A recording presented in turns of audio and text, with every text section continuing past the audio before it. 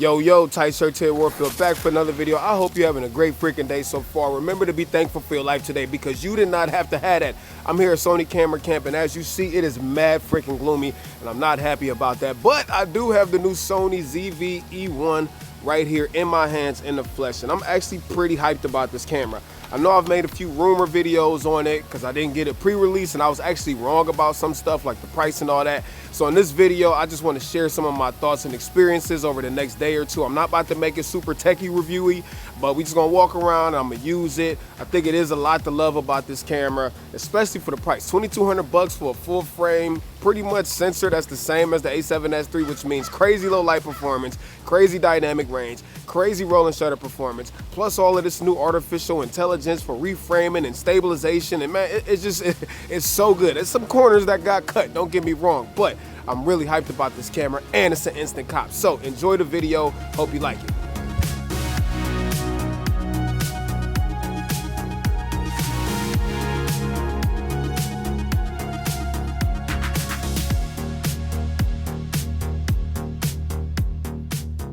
All right, this is a test with the internal mic. Okay, now I gotta be honest, when I made my initial 2 videos about what I thought this camera could be, I said they were gonna have to skimp out on some things, right? And I think the one thing that they did skimp out on was the quality of the body. And I know a lot of people ain't gonna tell you all this, but I'm gonna tell you, it does feel, to me, very cheap. Not so cheap that it's like fragile, but it feels very plastic fantastic. You know what I mean? Basically what they did is they took a Sony A7C body, took some of the, like, you know, whatever coating the A7C has, took that off of it, swapped out a few of the buttons, took the control dial off, and slapped the new stuff inside of it. You know, some people might feel like the quality is not there, but like I said, corners had to be cut to give all of the sauce that they gave in this camera, and they did give a whole lot of sauce. So obviously it comes in white, and it also comes in black. This is Manny's, this is the black ZV-E1. I think this looks so much better than the white one. This is the Condor blue black center cap. That is so fire. I'm not a big fan of the white color. I would much prefer a black camera. White colors, there's just too many opportunities for it to get dirty, scratched up. Plus, it's too much of an attention grabber for me. It almost screams like fashionista icon. You might be into that thing, but I ain't into it. I'm gonna tell you something else I don't really like. Freaking micro HDMI. Like, it makes me want to throw the whole camera in the lake, but I'm not going to because there's a lot of other stuff that is really good. But come on, Sony, micro HDMI and 22. I would have rather y'all not put an HDMI port on there at all versus micro HDMI. All right, I got my boy Manny right here. I want to do a test of this new audio thing. So right now, I'm just looking at a window, and what it's supposed to do is as soon as it picks up somebody's face, it's supposed to switch the directionality to him to start talking. So Manny, start talking right now. While you talking, I'm gonna swing the camera around. Say anything. All right, man. I am here at Sony Camera Camp with a lot of my friends on YouTube, and you know, doing things in the rain, you know, and I don't know what to say right now, but hopefully this is it's working. And all right, so we all for Manny now. Now I'm about to go over here, put an ND filter on.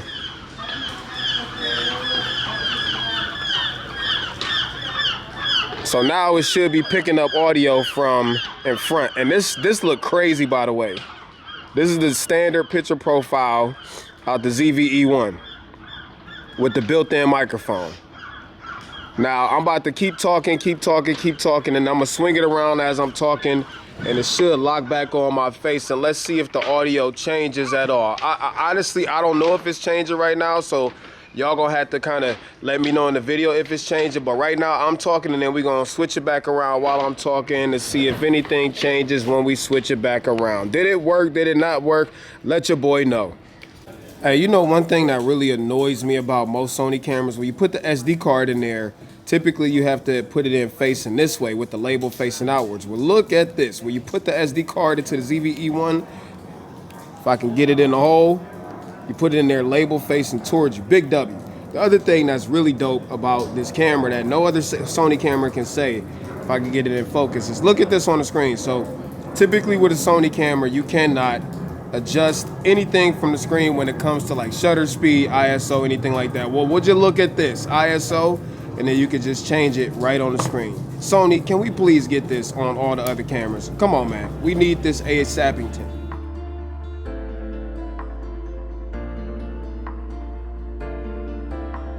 Hey, Gerald, what's your favorite thing about the camera? Be honest. Like, I know it's probably stuff you don't like, but what's your favorite thing about it?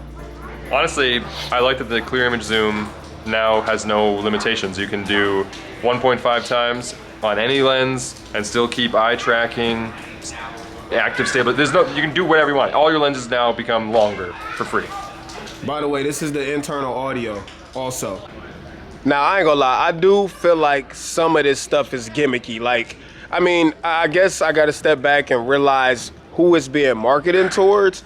But for 2,000 bucks, I don't really think a lot of amateurs are gonna be buying this camera. I think a lot of people who are buying this are already content creators, and I'm not saying everybody, right? But I think a lot of people who buy this will be the people who are already content creators and just want that dedicated full frame vlog video camera, and I think it will excel at this. So my thing is, like, a lot of this stuff, like the cinematic vlog thing, there's a setting on here for you to press cinematic vlog. It puts fake black bars on the screen. Like, some of this stuff is, I'm gonna be honest, it's just gimmicky. I would never use that. But there are a few features on here that I do think are useful, like the auto framing option. So I'm about to show y'all how this works. This feature reminds me of center stage. My hands are not moving at all. This is the camera literally moving the frame around back and forth as Gerald walks back and forth through the frame, and it works surprisingly well. More on this later. All right, I switched to the ECM B10 on here. So remember, this camera works with all the you know, the smart microphones and all that good stuff. So that works dope. But a few things, right?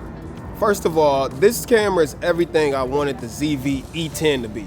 And I know that's a camera, it's a whole different class, it's a crop sensor, but I really wanted like a vlog camera that had better roll and shutter performance, that also had better image quality and better stabilization. So I want to show you how good the roll and shutter performance is on here, because remember, it's pretty much the A7S III combo in here. So the roll and shutter performance is crazy good. All right, this is 4K 60. Look at this, it's really no jello at all. This is fire. Hey, we don't have 4K 120 yet because, you know, Sony ain't gave us the freaking firmware to get that yet. That won't be here to the end of June. So right now we can only test 4K 60, but like you can see, it ain't no jello. This looks amazing. Let's test 4K 24. All right, so 4K 24, same thing. Roll and shutter performance is amazing, yo. The other thing I love is, just like the other ZV cameras, there is a zoom rocker right on the front. And because I have a power zoom lens on here, I could just use the rocker to punch in 16, 17, 18, 19, 20, 21, 22, 23, 24, 25, blah, blah, blah.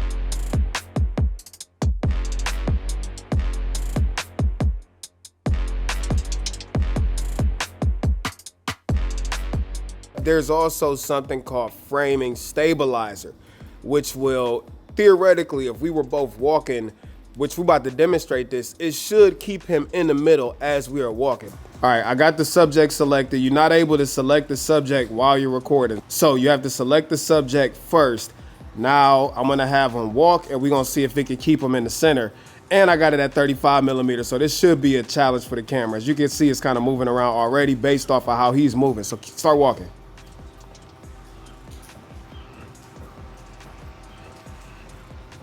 Now, I'm not trying to walk steady. When we get down the steps, I'm gonna try to walk a little bit steadier.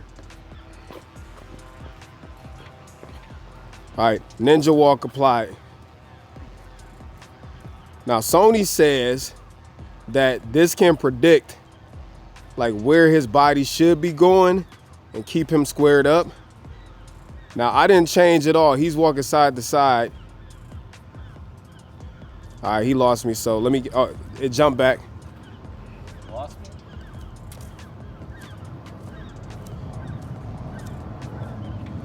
And I'm not trying to keep him squared up.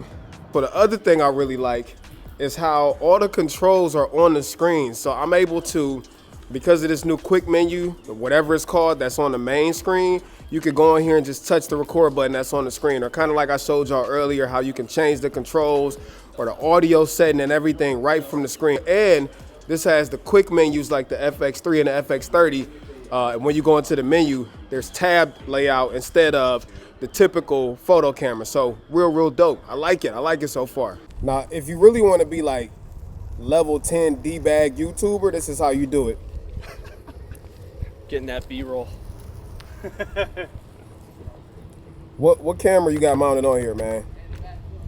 So this is the ZV-E1, and I have the lens balanced, and then I attach the camera to the lens.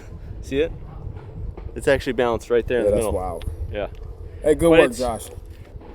I mean, this is perfect. This is what you want, and the image stabilization. This is the best that it's been yet. I've done this 3 years in a row, and it keeps getting better. All right, I'm using ECM B10, and I gotta tell y'all about how crazy Manny is, right? Manny got a DJI Avata, and he's about to fly it, and he's never flown it before. In fact, he ain't never flown an FPV drone before. What's even worse, he don't have no sim training, and he about to fly it over there. Hey, my brother, may the force be with you. You know what? Okay, yeah, you'll see. I'm a pro, bro. I got faith in you. I'm a gamer, but I feel like I got the hang of it already. I got faith in you, bro. I'm gonna speak life into this situation. You will not crash your DJI Avata. Is it really that hard to fly? Yes, man. It's just a drone. No, it's not just a drone. It ain't like a controller drone. But this is like the one that you can like, if you let go of everything, it'll stay covered. It won't like. Good luck, my friend. That's all I'm saying. All right, so another thing about this new ZV-E1 is the way more advanced stabilization. The stabilization is crazy. So now there's a new mode called dynamic stabilization that I'm about to demo for you. So I'm gonna show you how this works, because it's almost like gimbal. Like it's really good. Since you have your skateboard, do you want to aid me in my stabilization test? Sure.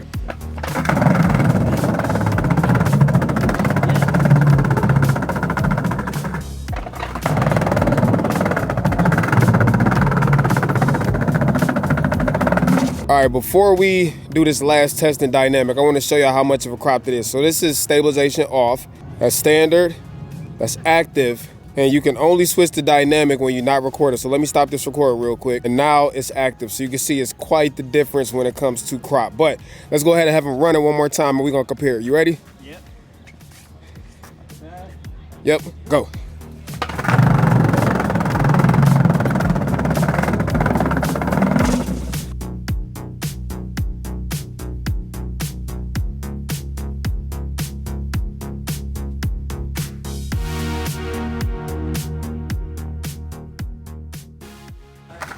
All right, so you can see dynamic is absolutely smoother, but I was also running full freaking speed, so you can still see some, jiggle and wiggle in there, but I think it does a really good job.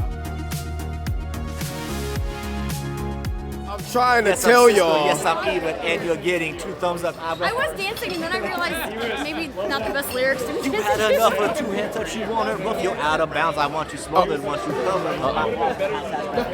I'm trying to tell y'all about the new time-lapse feature, New time-lapse feature. and what the difference is between traditional S&Q mode. So we got the time-lapse specialist right here, That's right. Drew. So I'm gonna flip the camera around so he can explain it to you, and I can take all the credit for it. Yeah, I'm gonna take all the credit for you. Yeah, so with the new camera here, we have the ability to shoot time lapse internally, and it produces a beautiful 4K 10-bit 422 file without actually having to go back and process it. In the original camera, you had to shoot interval mode, which is basically just taking still photos. Now it just compiles all of that information into a video, ready to go, and it looks absolutely beautiful. It's starting to rain, and there's like 5 ZV-E1s all recording time lapses. So I'm pretty excited to see how it's gonna come out, because this sunset is actually real good. So I'll post it once it's done.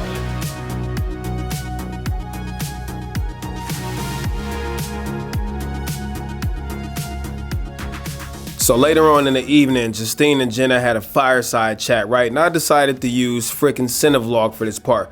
Now, Cinevlog is basically a one-button solution for cinematic black bars, S-Cinetone, and it gets it real saucy. And I would never use this because I would prefer to do real aspect ratio changes to get real black bars, but I could see who somebody who's not into that stuff could just use this button because it does look dope. So I get it.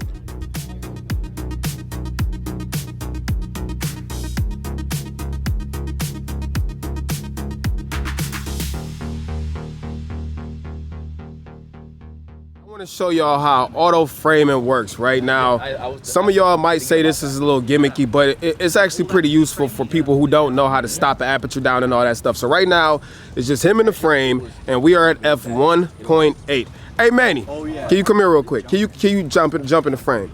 All right, so when more people come into the frame, it starts to stop down the aperture automatically. So right now it's f5, f5.6, f6.3. We're now f9, f10, f11 because Manny is in the frame. So it intelligently stops the aperture down to get more people in focus. Manny, can you get out of here now? Bye. Now what's gonna happen is it's gonna open the aperture back up. So f10, f9, f8, f7.1, f6.3. So it's opening it. We're now back down at where are you gonna stop? F2.0. So now we're f1.8. We are back at f1.8. But basically what this does is the exact same thing that frickin' Center Stage does from Apple. So either Apple stole it from Sony or Sony stole it from Apple. Somebody is a thief, but it works and it works damn good. As you see, I've been showing image quality samples throughout the whole video and it looks fire because it's the same sensor out of the FX3 and Sony a7S III. So that means crazy low light performance, tons of dynamic range, dual base ISOs, S-Log3, and you can upload your own LUTs to the camera, which is crazy in a non-cinema camera. Hey Sony, we need this on other cameras. All right, I got my boy Manny Ortiz out here. If y'all don't know him, he's the GOAT, bro. I want to talk real quick about, in my opinion, what the Achilles heel of the ZV-E1 is and any other flaws that we could come up with. So my biggest flaw with this camera, and I think we got to be like a little bit more fair with it because they did pack in so much technology into this camera. So we do have to give it some grace, but overheating, okay? Listen, I didn't do all the super extensive testing that some other channels did. If you want like all of that, go to Gerald Undone's channel. Everyone's already there. Yeah, everybody already did it. Like so basically what I'm saying is this camera does suffer from some overheat. Now, while we've been out here, I have seen a few people's camera give them the overheat warning already, not filming for long periods. Now, Gerald says, and he showed it in his testing, that this thing can run 4K 24 for about 50-ish minutes before overheating, but those are controlled circumstances. This body was designed off the Sony a7C, which was not the best thermally, and they slapped in a bunch of higher power internals. So if you are concerned about overheating, this camera may potentially overheat on you. And if you are planning on doing long form content or long form streaming at 4K, like it is a consideration that you have to think about. That's my biggest flaw in my opinion with this camera. What you think yours is? You know, I'm gonna go the less petty route. There's a lot of little things with this camera, but my thing is, if this is meant to be a creator camera, I think in 2023, I wish it had some form of like catering to vertical video in a sense, right? So whether it's lines, whether it's vertical video lines, or some kind of open gate feature, which something along those lines. If it's a creator camera in 2023, that's what I would say my biggest flaw. There are a lot of little things, but that's my biggest one.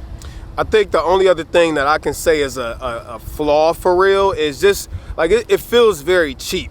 And when I did my rumors video about this camera before it came out, one of the things I said is, yo, what corners have to be cut to give you all of this sauce at a decent price point? And I was not wrong. It does feel very, very plastic fantastic. It doesn't feel like a pro tool at all. Even though it can run with cinema cameras with image quality, but it does feel very cheap. So what I'm saying is ain't no camera perfect, bro. All cameras got problems, but this one still checks, in my opinion, more positive boxes than negatives for me. Way more. So again, it's hard to be picky and nitpick on this thing. All right, we in Cinevlog mode, and by the way, I'm using the internal microphone, not the ECM mic. I know I've been all over the place in this video with gear and microphones and lenses, but it's kind of the point with this camera is to just let the camera handle a whole lot of the stuff, right? I don't like this rear monitor. It's not high quality. it's not bright enough. And if you're not connecting the external monitor, you're definitely gonna notice it. My same complaint with the FX3. Also, micro HDMI, I mean, I get it, it was pretty much A7C body, but I promise y'all, nobody wants freaking micro HDMI. One of the guys out here already has a faulty port, and it just happens with micro HDMI. But anyways, so I'm at home editing this video. MacBook is right over there on the table somewhere, and I realized that I deleted the clip talking about photography. Let me answer the question. Can the ZV-E1 take banger photos? That answer is yes. Just like the A7S III, it can take amazing photos, yet only at 12 megapixels. And you do need to be mindful of that, so there's no extra cropping ability or anything like that. The only issue here is there's no mechanical shutter. So if you do flash photography, that will pose a problem for you. However, it can shoot 1/8,000th of a second shutter speed. So that's not a bad thing, because the roller shutter performance on the ZV-E1 is absolutely fantastic. So that means no jello effect or anything like that. Terry, what does that mean? That means for most people, the ZV-E1 is a more than competent photo camera that can absolutely produce some banger results. Is it gonna be a replacement for like a Sony a7 IV? No, but it can take great photos, just no limitations. It's only 12 megapixels. I turned on Cinevlog for this part, right? Listen, I know a lot of these features to a lot of us camera nerds. Like, there's a bunch of us YouTube D-bags over here. We might call them gimmicky. Like, nobody cares about Cinevlog, right? Nobody cares about the auto framing thing, right? And I think we're wrong in that, because we are not the target audience for who this camera was designed for.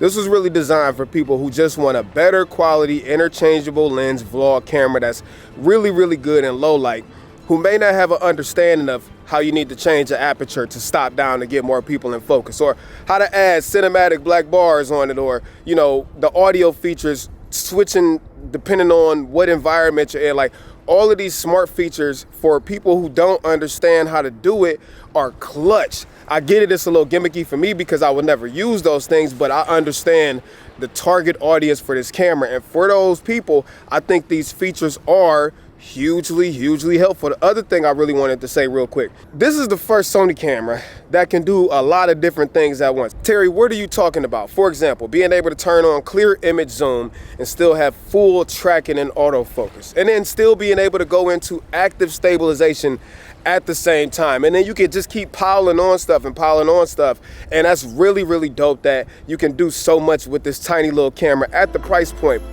All right, if I had to wrap this whole thing up and really give you my real opinion about this camera, I'm actually pretty freaking hyped about it. By the way, this is the internal microphone. I'm actually really hyped about it. Is it perfect? Nah, it's a few things about it I really dislike. It overheats, it's got micro freaking HDMI, it's really cheap feeling, and I really don't like the quality of the rear display, but I'm able to overlook all of those things for all of the sauce that comes in this camera. Like, having a 4K pocket rocket that can shoot 10-bit S-Log, it's got S-Cinetone built into it, the most advanced autofocus tracking system out there, all this artificial intelligence stuff built into it, crazy low light performance, crazy rolling shutter performance, great battery life. Like, it is a vlogger's dream camera, and for me, it's an instant cop. And I think for a lot of people, it will be an instant cop, because you basically get all of Sony's newest tech, which is a whole different subject in itself, but you get all the Sony's newest tech and a sensor out of the a7 III FX3, so that type of image quality and performance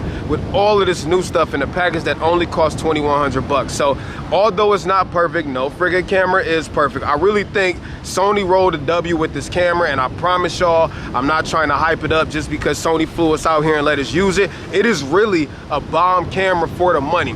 Should you buy this camera or the FX30? I know a lot of people gonna talk about that.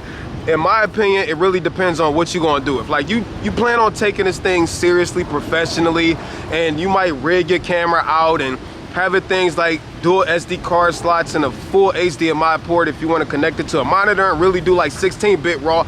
Obviously the FX30 is around the same price point, but it's a whole different monster. This camera, I think for most people, is the one that you should probably buy. Let me know what y'all think down in the comments. I hope you enjoyed this video. I know this was all over the place. It was no structure. Some of it was overexposed. Some of the audio is trash, but that's how we do in guerrilla filmmaking and content creation, and I hope y'all enjoyed it. Let me know in the comments. Until next time, I'm out of here, Tight Shirt Terry Warfield. Piece of chicken grease, I'm out. Bye.